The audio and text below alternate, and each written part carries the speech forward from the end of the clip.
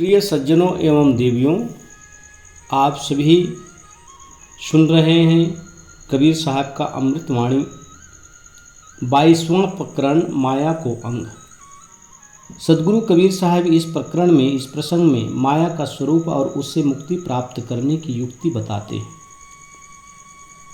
कि माया का स्वरूप क्या है और उससे मुक्ति का उपाय क्या है। कबीर माया मोहिनी मांगी मिले न हाथ, मना उतारी झूठ करी लागी डोले साथ। यह माया धन संपत्ति मोहिनी है, यह चाहने से हाथ नहीं लगती, इच्छा किसी की पूरी नहीं होती। इसको झूठा समझकर जो मन से उतार देता है, उसके पीछे पीछे यह लगी घूमती रहती है। इच्छा त्याग देने से हर समय पूर्णता रहती है। सदगुरु कबीर साहब जो है माया के स्वरूप को बताते हैं। माया अर्थात मन का मोह। धन में, संपत्ति में, प्राणी पदार्थों में यह मन मोहित हो जाता है। साहब कहते हैं वही तो माया है। यह माया हरदम मोहिनी का रूप धारण करके ये जीव को मोहती रहती है। यह चाहने से हाथ नहीं लगती, अर्थात इच्छा करने से यह हाथ नहीं आती है। लेकिन इच्छा किसी भी प्राणी की पूरी नहीं हुई है आज तक। इच्छा किसकी पूरी होती है? क्योंकि माया से हमारी इच्छाएं पूर्ण नहीं होती, माया से तो हमेशा अतृप्त रहती है। इसलिए सदगुरु कबीर साहब कहते हैं धन संपत्ति प्राप्त करके कौन पूर्ण हुआ है, किसकी तृप्ति, किसकी भूख मिटी है। मन की भूख तो कभी नहीं मिटती। सदगुरु कहते हैं इसको झूठा समझकर जो मन से इसको हटा देता है, मन से उतार देता है, उसके पीछे पीछे यह माया घूमती रहती है। इसका त्याग कर देने से मन हमेशा पूर्णता प्राप्त कर लेता है, मन में तृप्ति रहती है। इसीलिए संसार की धन संपत्ति प्राणी पदार्थ के प्रति अत्यधिक आसक्त नहीं होना चाहिए। क्योंकि सज्जनों, माया मन का ही स्वरूप है। मन में हम जैसे संस्कार बनाएंगे वैसा ही हमारी गति होगी। कबीर माया पापनी लोभ भुलाया लोग, पूरा किन्हू न भोगिया इसका यही वियोग। यह माया पापनी है। सदगुरु कहते हैं कि जो मन में मोह है यह सबसे बड़ी पापनी है। इसने लोगों को लोभ में भुला रखा है, लोभ में फंसा देता है और इसको कोई पूरा नहीं भोग पाया, इसका अधूरे में वियोग हो जाता है।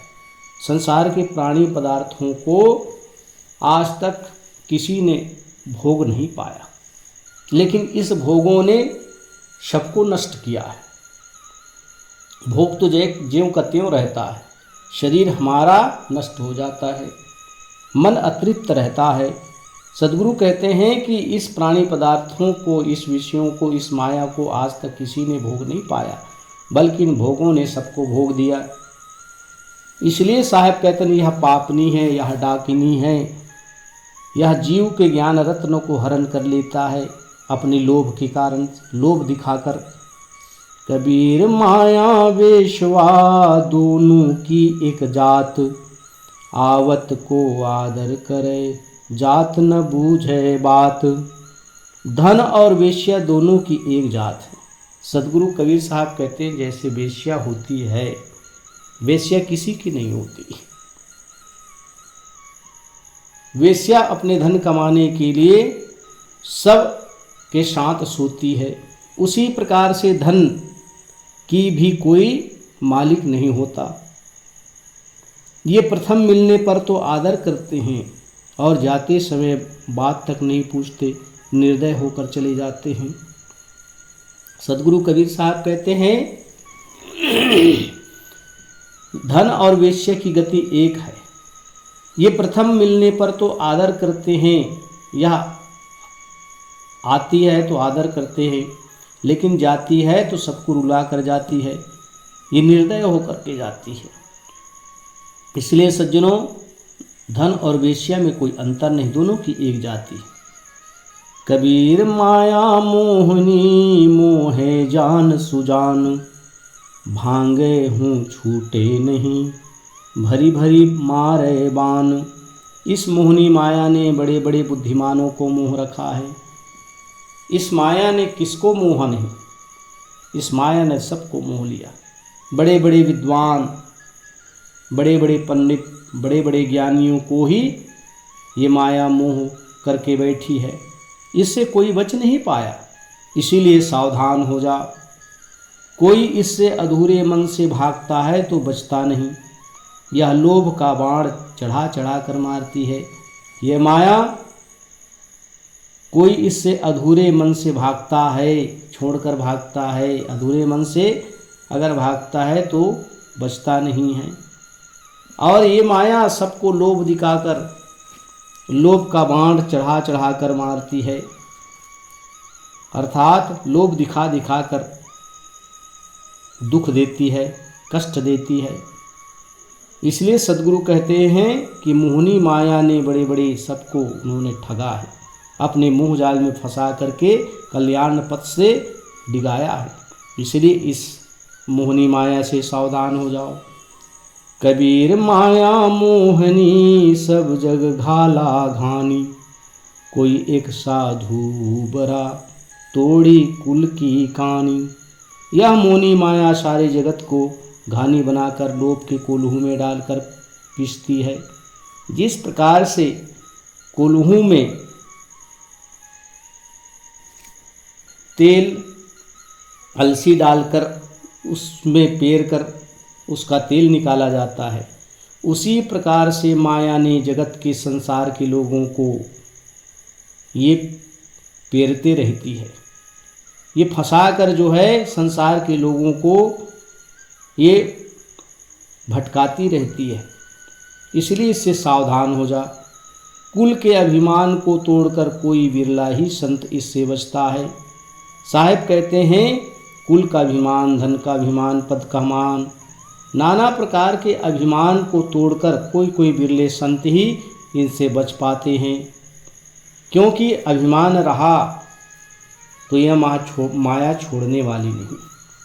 इसलिए सद्गुरु कहते हैं कि कल्याण के लिए निरअभिमानी हो जाओ। इसी प्रकार से मन में अभिमान मत रखो और इतना सरल हो जाओ जिससे यह माया तुम्हारा कुछ ना बिगाड़ सके। कबीर माया मोहनी भई अंधियारी लोए, जो सोए सो मुसी गए रहे वस्तु को रोए। सद्गुरु कबीर साहब कहते हैं कि यह संपत्ति रूपी मोहनी माया अंधियारी रात के समान होकर उपस्थित है। सद्गुरु कहते हैं कि यह संपत्ति रूपी मोहनी, यह धन रूपी मोहनी माया अंधियारी रात के समान उपस्थित होकर जो लोग इसमें सो गए, माया में मस्त हो गए, वे काम क्रोध लोभादि डाकुओं द्वारा लूट लिए गए। वे वास्तविक ज्ञान वस्तु के लिए रोते ही रह गया है। सद्गुरु कहते हैं कि यह माया जैसे घनघोर रात में, काली रात में कुछ दिखाई नहीं पड़ता है, उसी प्रकार से जिसके मन में मोहनी माया समा जाती है, प्राणी पदार्थों के प्रति, संपत्ति के प्रति, स्त्री के प्रति, पुत्र के प्रति माया मोह में वह ग्रसित हो जाती, उसी प्रकार से अंधियारी रात के समान उसे कुछ दिखता नहीं है और रात दिन सत्य ज्ञान के, सत्य वस्तु के लिए रोते रहते हैं, क्योंकि वह तो कल्याण नहीं कर सकते। काम क्रोध लोभ आदि डाकुओं से घिरे रहते हैं और यही काम क्रोध लोभ आदि डाकू उसके ज्ञान रत्नों को लूटकर उसे दुख और तकलीफ देते हैं। साहिब कहते हैं वे वास्तविक ज्ञान वस्तुओं के लिए रोते रहते हैं, आत्मज्ञान के लिए रोते रहते हैं, अंत में उसको पछताना पड़ता है, क्योंकि माया किसी की होती नहीं है, किसी की सगी नहीं है। आज है हमारे पास, कल नहीं रहेगी, लेकिन इस संसार से जब जाएंगे तो यही माया इसी संसार में छूट जाती है, हाथ कुछ आता नहीं है। अंत में इस जीव को रोना पड़ता है। कबीर माया डाकिनी सब काहू को खाए, दांत उपारूं पापनी संतो नीरे जाए। यह डाकनी माया सबको खाती है। ये माया डाकनी है जो सबको पथ भ्रष्ट करती है और सबको खा जाती है। परंतु हे पापनी, यदि तू संतों के पास जाएगी तो तेरे दांत उखाड़ लूँगा। साहब कहते हैं, हे माया पापनी, यदि तू संतों के पास जाएगी तेरे दांत उखड़ जाएंगे, उखाड़ लिए जाएंगे। इसीलिए तू संत के पास नहीं भटकती। जो साधक आत्मकल्याण चाहते हैं तो अपनी साधना के बल पर वो माया से दूर रहते हैं। लेकिन यह डाकनी माया दिन रात सताती रहती है, लेकिन सताती उसी को जो असावधान रहता है, अपने कल्याण के प्रति असावधान रहते हैं, मन के प्रति असावधान रहता है, उसी को माया ये रूपी डाकनी विचलित करती है। लेकिन जो मन से सावधान है, कल्याण के प्रति सावधान है, उसका कुछ बिगाड़ नहीं सकती। और संत गुरुजनों के पास, वैराग्यवान संत, आत्मज्ञानी संत, उनके पास तो भटकती भी नहीं है। साहब कहते हैं, यदि तू संतों के पास जाएगी तो तेरे दांत उखाड़ लूँगा। कबीर माया रूखड़ी दो फल को दातार, खावत खर्चत मुक्ति भय संचत नरक द्वार। यह माया धन रूपी वृक्ष कल्याण और नरक दो फलों को देने वाला है। सदगुरु कबीर साहब कहते हैं कि यह धन रूपी माया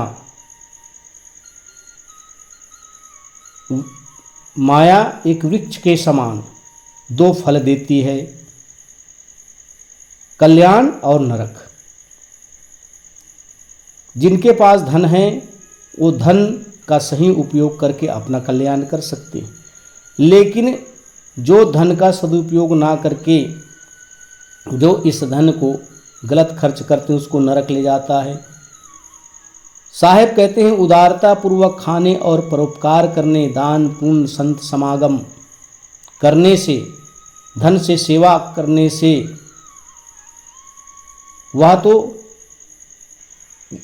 वह कल्याण कर देता है। और जो केवल संग्रह करने से रात दिन उसी संग्रह करने में लगे रहते हैं, उसको नरक द्वार में गिरा देता है। सदगुरु कहते हैं कि ये धन रूपी वृक्ष, ये धन रूपी माया एक तो कल्याण कर देता है या तो फिर यह नरक ले जाता है। इसलिए सदगुरु सावधान करते हैं कि यदि धन है तुम्हारे पास तो इसका परोपकार में लगाओ, उदारता पूर्वक खर्च करो, संत समागम करो और इस धन से संतों की सेवा करो, दिनहीन की सेवा करो। और यदि तुम संचय करने में ही लगे रहोगे तो यह नरक के द्वार में गिरा देता है। क्योंकि संग्रह करने से धन संपत्ति में कोई सुख नहीं होता है, क्योंकि धन को संग्रह करने पर चिंता बढ़ जाती है, छीनने का भय लग जाता है, हमेशा मन में डर लगा रहता है कि कहीं खो ना जाए। इसलिए सज्जनों, इस धन से परोपकार करते रहो। कबीर माया जात है सुनो शब्द निज मोर, सुखियों के घर साधुजन सोमों के घर चोर। जाती हुई माया कहती है, सब लोग मेरे वचन को सुनो। सुखियों अर्थात उदार के घर में संत जन आते हैं, और सुमो जो कंजूस हैं उनके घर में चोर आते हैं। साहब कहते हैं कि ये जाती हुई माया कहती है कि ये संसार के लोगों, तुम मेरे वचनों पर कान धर कर सुनो, मेरे वचनों को गौर से सुनो और इसको जीवन में उतार लो, कंठस्थ कर लो। सुखियों अर्थात जो उदार है उनके घर तो संत लोग जाते हैं, क्योंकि संतों की सेवा होती है, संतों का सत्संग होता है और उस धन का खर्च परोपकार में होता है, कल्याण में होता है। लेकिन अगर कंजूस है, सुम है, उसके घर में इसी धन को चोर चोरी करके ले जाते हैं, क्योंकि न उनके अंदर उदारता है, न संत सेवा है, न किसी प्रकार से धन का परोपकार करने में लगाते हैं। इसीलिए उसके घर में चोर घुस करके उस धन को चोरी कर लेते हैं। तो इस प्रकार से सतगुरु कबीर साहब सावधान करते हुए कहते हैं कि ऐ मनुष्यों, सावधान हो जाओ, आओ सावधानी में ही तुम्हारा कल्याण है। इसलिए हमेशा सजग रहो। धन संपत्ति नाना प्रकार के जो हमारे पास भूमि है, इसको सावधानी पूर्वक कल्याण में लगाओ, क्योंकि कल्याण करने से मनुष्य का उद्धार होता है। और इसी धन का संग्रह करने से, सही ढंग से खर्च ना करने से यही नरक ले जाता है। इसलिए धन का सही उपयोग करो, ताकि यह धन जीव का कल्याण कर सके।